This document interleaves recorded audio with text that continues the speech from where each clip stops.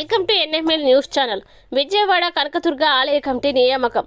దుర్గా గుడి ఆలయ బోర్డు సభ్యులుగా 16 మందిని నియమిస్తూ ప్రభుత్వ నిర్ణయం.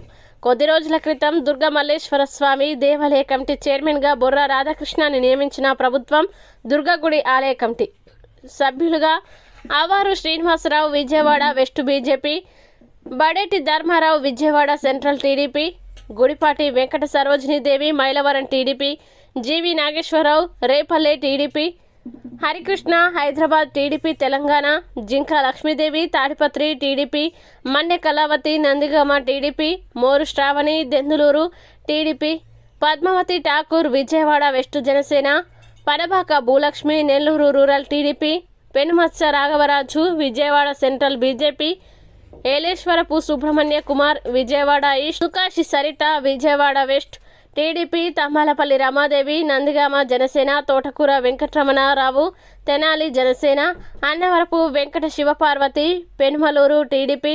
స్పెషల్ ఇన్వైటీస్గా 2 సభ్యులు నియామకం.